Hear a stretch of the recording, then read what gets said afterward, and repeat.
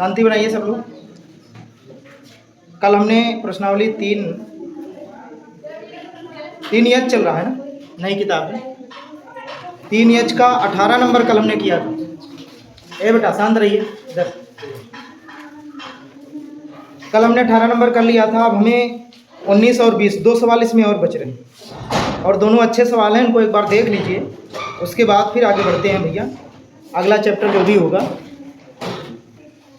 तो 19 नंबर में कह रहा है कि ABCD एक चक्रीय चतुर्भुज है। इस चक्रीय चतुर्भुज के सभी कोण ज्ञात कीजिए।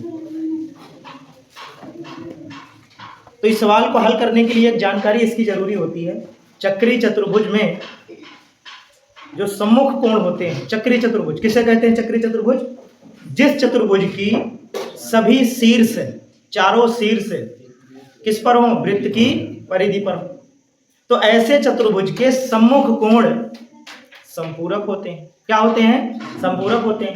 तो सम्मुख कोण इसमें जो जो हैं उनको हम करेंगे। एक बार हम चित्र बना लेते हैं। 19 नंबर सवाल है, कल हमने 18 नंबर तक कर लिया था। 19 नंबर में कह रहा है किस तरीके से चित्र बनाए हुए, ठीक है। उसके बाद इस पर एक चतुर्भुज बना है ऐसे,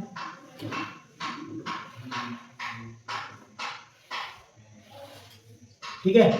नाम इसका इस तरीके से है ABCD, इधर से है ABC और D। कोण इसके हैं 3y - 5 - 4x।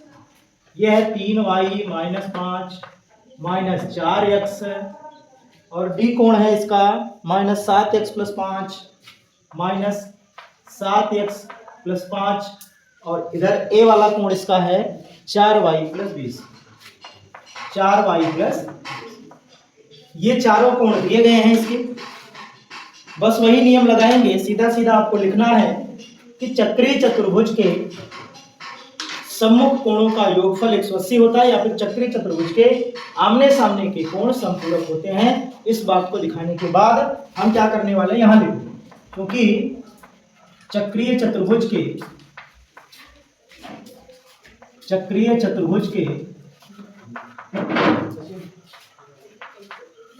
सम्मुख कोण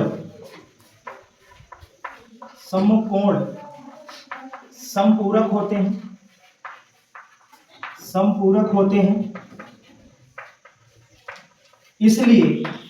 इसलिए क्या होने वाला है भाई? इसलिए कोण A + कोण C बराबर 180। यहां दिखाएंगे आगे। कोण A कितना है भैया? 4y + 20 है, ये हो जाएगा 4y + 20। और प्लस में C कितना है? -4x है, तो इसको रख देंगे। बराबर में कितना हो जाना चाहिए? 180 हो जाना चाहिए, ठीक है। उसके बाद फिर क्या होगा, ध्यान से आप देखो, तो ये बन जाएगा 4y - 4x। 20 को आप उधर कर देंगे तो देखिए 4y ये माइनस है तो -4x हो जाएगा, और 20 को आप उधर करेंगे तो घट के 160 बन जाएगा। और इसको आप बना दीजिए समीकरण, ठीक है। इसी प्रकार आप क्या करेंगे,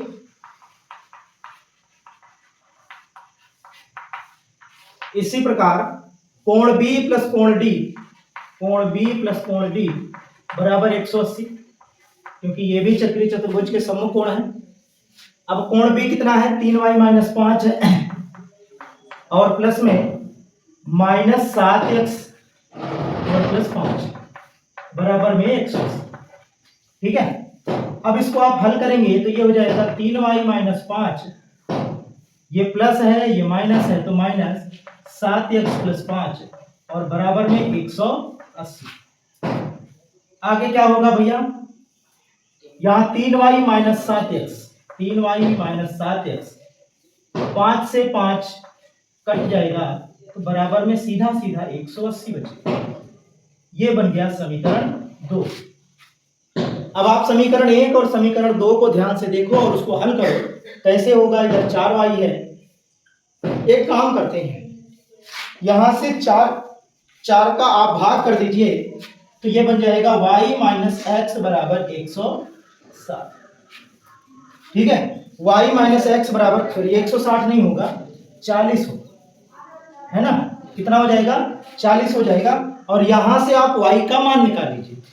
यहां से जब y का मान निकालेंगे तो ये बन जाएगा y बराबर 40 प्लस x। इस y का मान समीकरण 2 में रख दो आप।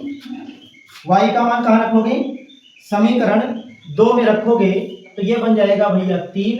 y के स्थान पे आपको रखना है 40 प्लस x माइनस 7x बराबर 180। अब आप इसको हल कर दीजिए तो ये हो जाएगा 4 3 12 120 प्लस में 3x माइनस 7x बराबर में 180। पक्षांतर करेंगे, जब आप पक्षांतर करेंगे तो क्या होगा भैया, 7 में से 3 गए 4 होगा माइनस में, तो माइनस 4x हो गया।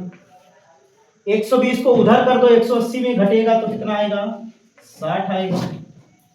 x का मान अगर आप निकालते हैं, x का मान निकालते हैं तो ये माइनस 4x उधर चला जाएगा तो कितना आने वाला है देखो जरा। x का मान 15 चौको 60 माइनस 15 आएगा। x का मान कितना आएगा भाई माइनस 15। जब x का मान माइनस 15 आ गया तो हम क्या करेंगे, अब हमें सभी कोण निकालने हैं तो बारी बारी से कोण के पास चलेंगे जहां जहां x है। इन दोनों के पास x है तो ये अपना काम हो गया है। अभी y भी निकाल लो, उसके बाद फिर चलते हैं। तो यहाँ पे आप माइनस 15 रखोगे तो y बराबर हो जाएगा माइनस 15। 40 में 15 गए कितना हो जाएगा भाई 35। तो y का मान आपका 35 आ गया। कितना होगा भाई 25 होगा, ठीक है। y का मान आपका 25 आ गया और x का मान माइनस 15 आ गया। अब उसके बाद क्या करेंगे, x और y का मान आप सभी कोणों के पास चल के रखेंगे। तो पहले कोण a निकालिए। कोण a कितना है भैया 4y प्लस 20 है, 4y प्लस 20 है। तो कोण a कितना बन जाएगा, y का मान रखिए इसमें तो 25 चौको 100 और 20 120 बन जाएगा। a आ गया। कोण b कितना दिया है, कोण b आपको दिया है 3y माइनस 5। तो कोण b बराबर कितना हो जाएगा 25 या 75 में से 5 गया 70 डिग्री। कितना हो गया 70 डिग्री। और उसके बाद कोण a की बारी आती है। कोण a, कोण b, कोण c आ गया। कोण c बराबर कितना दिया है माइनस 4x दिया है। तो कोण c बराबर हो जाएगा माइनस 15 और माइनस 4 का गुणा 60 डिग्री, 15 चौको 60। कोण d बराबर कितना दिया है, कोण d बराबर है माइनस 7x प्लस में 5, माइनस 7x प्लस में 5। अब यहाँ x का मान माइनस 15 रखेंगे तो ये हो जाएगा कोण d बराबर 15 सत्ते 105, 105 और प्लस 5 110 डिग्री। ये चारों कोण आ गए। अब ध्यान से अगर देखो तो a का समूह कोण a प्लस क्या है समीकरण में, पहले में a प्लस c को जोड़ के देखो आप। a और c कहाँ है 60, a कितना है 120, c कितना है 60, दोनों को जोड़ोगे 180 के बराबर, एक दूसरे के संपूरक है। b और d, b 70 है, d 110 है, दोनों का योग संपूरक कोण बन रहा है। समझ गए। तो ये दोनों कोण आपस में संपूरक हैं और ये चक्रीय चतुर्भुज के थे, इस वजह से ऐसा लगाया गया। ध्यान से एक बार कर लीजिए, कायदे से समझ लीजिए, सवाल बिल्कुल आसान है। नोट करिए जल्दी से तो फिर आगे बताइए। एक सवाल और है बीच में, अंतिम सवाल इसमें कह रहा है कि एक कक्षा के विद्यार्थियों को पंक्तियों में खड़ा करना। यदि पंक्ति में 3 विद्यार्थी अधिक होते तो एक पंक्ति कम होती, यदि पंक्ति में 3 विद्यार्थी कम होते तो 2 पंक्तियां अधिक बनती। कक्षा में विद्यार्थियों की संख्या बताओ। तो इसमें देखो 2 चीजें आपसे पूछ रहा है। कंडीशन में जब बताया, कंडीशन जब बता रहा था तो उसमें कह रहा था कि अगर पंक्ति बढ़ाएंगे तो एक पंक्ति में विद्यार्थियों की संख्या कम होगी, अगर पंक्ति कम करेंगे तो एक पंक्ति में विद्यार्थियों की संख्या अधिक होगी। 2 चीजें बोल रहा है, एक तो पंक्ति घटाने बढ़ाने की बात कर रहा है, दूसरा एक पंक्ति में विद्यार्थियों की संख्या कम ज्यादा हो रही। 2 चीजें हैं, इन्हीं दोनों चीजों को हम मान लेते हैं, आराम से आ जाएगा। और ये भी है कि अगर लाइन में बच्चे खड़े हो रहे हैं तो एक लाइन में कितने बच्चे हैं और कितनी लाइन लगी है, एक लाइन में बच्चों की संख्या और कितनी लाइन लगी है, अगर ये दोनों चीजें आपको ज्ञात हैं तो तो आराम से कुल बच्चों की संख्या आ जाएगी। जैसे मान लो यहाँ मैं करके आपको दिखाता हूँ कि ये भैया 1 2 3 4 5 लाइन लगेगी, ऐसे 5 लाइन लगेगी। अब एक लाइन में कितने बच्चे आ रहे हैं? 1 2 3 4 5 6 7 8 कुछ, ठीक है। एक लाइन में इतने बच्चे, दूसरे में भी इतने होंगे, तीसरे में भी इतने होंगे। तो डायरेक्ट आगे अब बच्चों को नहीं बताया गया कि आगे बच्चे हैं कि नहीं है, और ये बता दिया गया कि प्रत्येक लाइन में इतने बच्चे हैं। कितने हैं भैया? 7। एक लाइन में 7 बच्चे, कुल लाइनों की संख्या 5। तो अगर आपसे कुल बच्चों की संख्या पूछ रहे तो 7 बचे 38। किसका गुणा किया?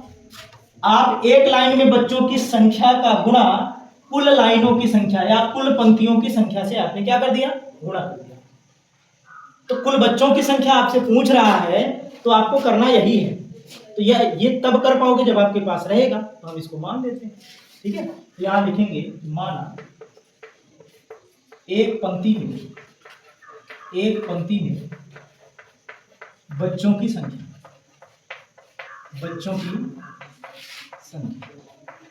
एक पंक्ति में बच्चों की संख्या x तथा पंक्तियों की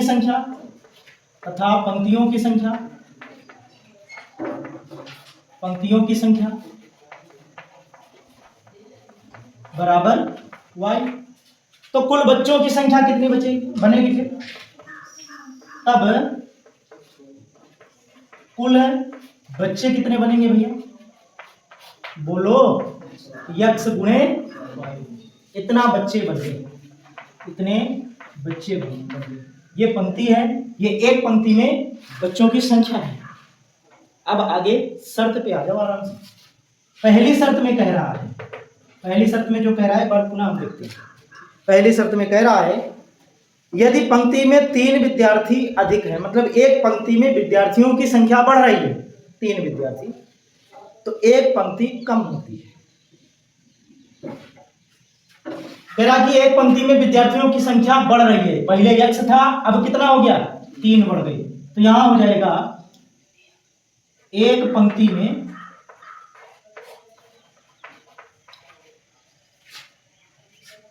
बढ़ने के बाद संख्या, कितनी संख्या हो जाएगी? बढ़ने के बाद पहले x था, अब कितना हो गया? 3 विद्यार्थी बढ़ रहे हैं एक पंक्ति में। एक पंक्ति में हमने विद्यार्थियों की संख्या x मानी है, अब उसी एक पंक्ति में 3 विद्यार्थी बढ़ रहे हैं तो संख्या x + 3 बन जाएगी। तो जब विद्यार्थी बढ़ेंगे एक पंक्ति में, आप मान लो कम लाइन लगाना है तो पंक्तियों में विद्यार्थियों की संख्या बढ़ा दो, आप लाइन ऑटोमेटिक कम हो जाएगी। तो वो कह रहा है कि एक लाइन कम हो जाती है, एक पंक्ति कम हो जाती है। तो यहां लिखना घटने के बाद पंक्ति कितनी हो जाएगी? पहले y थी, अब कितनी हो गई? y - a। अब संख्या क्या हो जाएगी? अब संख्या हो जाएगी x + 3 और y - a। एक बात आपके समझ में आई होगी कि बच्चे तो वही हैं, बच्चों की संख्या तो वही रहेगी ना। जो पहले बच्चे थे वो अब भी रहेंगे, वही बच्चे रहेंगे, वही बच्चे हैं, सेम टू सेम। सिर्फ क्या कर रहे हैं हम? पंक्ति बढ़ा रहे हैं, पंक्ति घटा रहे हैं, बच्चों की संख्या बढ़ा रहे हैं, बच्चों की संख्या घटा रहे हैं। लेकिन कुल बालक, कक्षा में कुल बालक जितने हैं उन्हीं को लाइन में लगाना है। अब आप पंक्ति कम करके लगाओ, एक पंक्ति में बच्चों की संख्या बढ़ा दो, पंक्ति कम करके लग जाएगी लाइन। अगर आपके पास जगह कम है तो लंबी लाइन लगाओ थोड़ा सा, मतलब एक पंक्ति में बच्चों की संख्या थोड़ा सा बढ़ा दो, आराम से 3-4 पंक्ति में हो जाएगा, जो भी संख्या आएगी।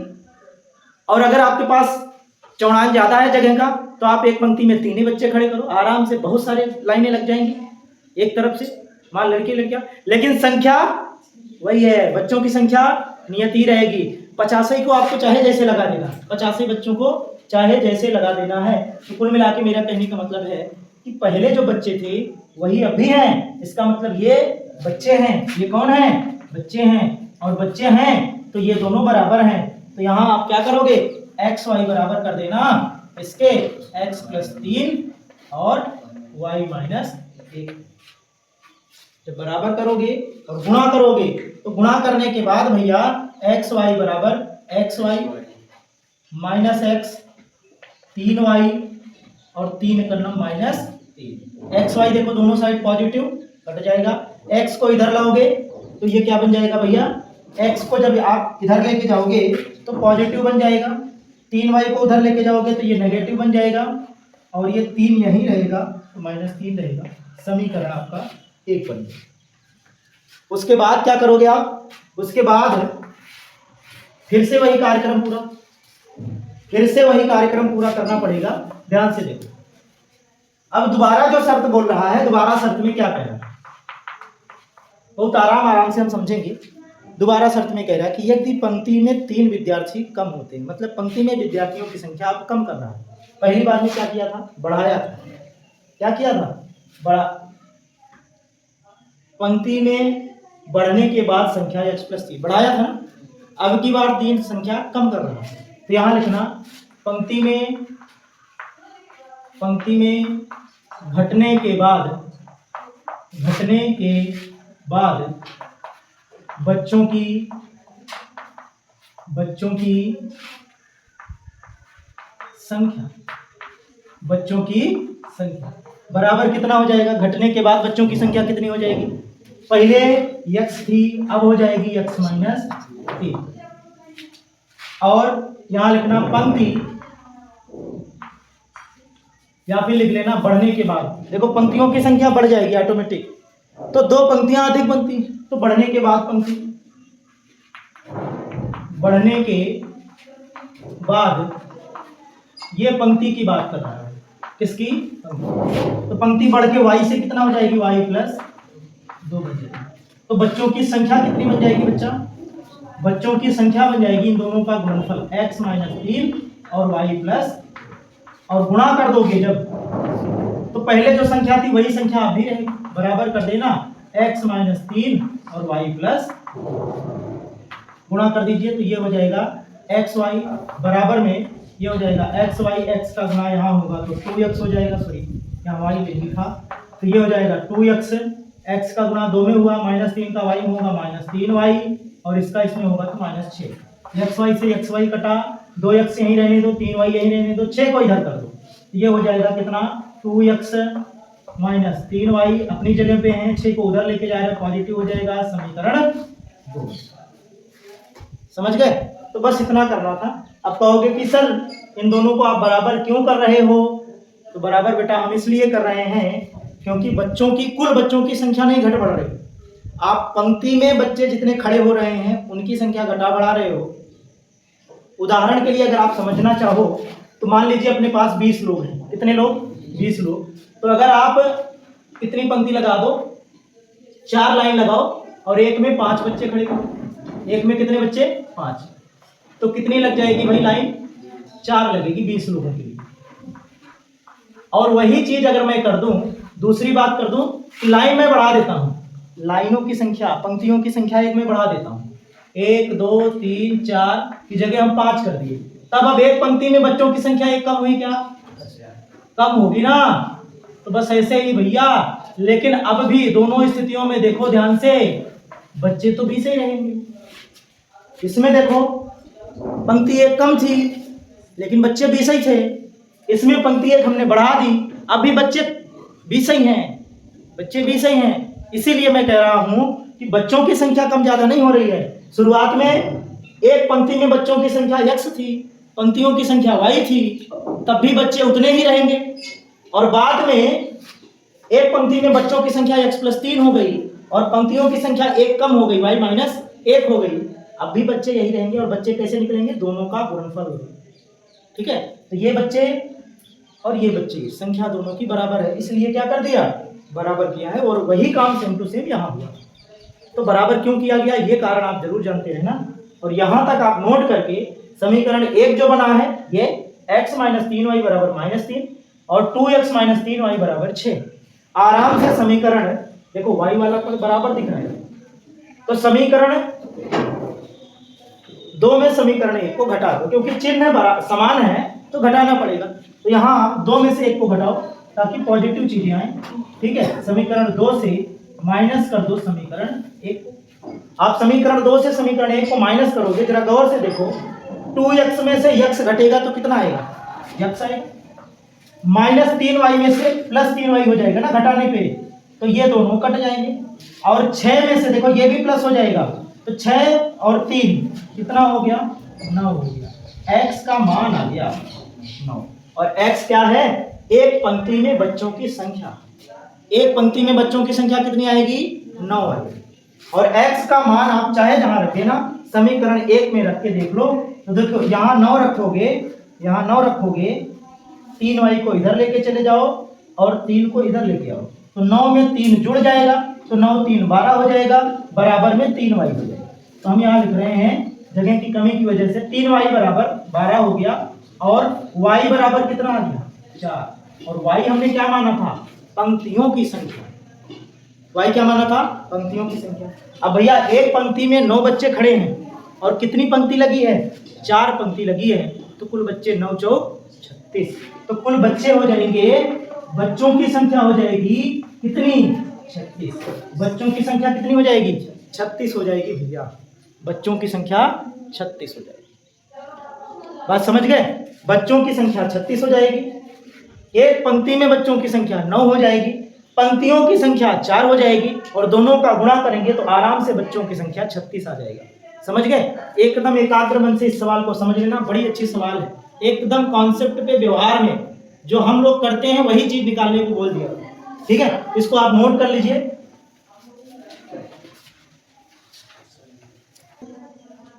तो आज की क्लास में यहीं तक रहने देते हैं क्योंकि टाइम हो चुका है। और 2 चर वाले रैखिक समीकरण की जो प्रश्नावली है, जो चैप्टर चल रहा था, ये आज समाप्त हो गया। अब कल से नया चैप्टर स्टार्ट करेंगे और नए तरीके से स्टार्ट करेंगे। और मैं कहूँगा कि जो जो विधियां आपको बताई गई हैं 2 चर वाले रैखिक समीकरण की, सवाल यहाँ से जरूर बनते हैं बोर्ड में, उसको आप कर लेना। विधियों को जरूर याद रखना कि हमें हल कैसे करना है। और खास करके ये पीछे की 2 प्रश्नावली जो बताई गई लिखित वाली, इसका रिवीजन आप जितना जल्दी हो सके एक बार कर लो, चलते चलते ही कर लो। कहने का मतलब वीडियो ही देख लेना, लेकिन एक बार रिवीजन इसका जरूर कर लेना, ताकि जो कॉन्सेप्ट बताया गया है, जो चीज़ें आपको बताई गई हैं, वो आपको पुनः याद हो जाए। खास करके चाल समय वाले जो सवाल हैं और कार्य वाले, ऐसे सवालों को जब तक आप रिवीजन नहीं करोगे, कहाँ से क्या चीज़ें बनी हैं वो आप भूल जाओगे। इसलिए मैं आपसे यही कहूँगा कि एक बार इसका आप अभ्यास जरूर करें समय रहते, ठीक है। बाकी कल देखेंगे अगला चैप्टर।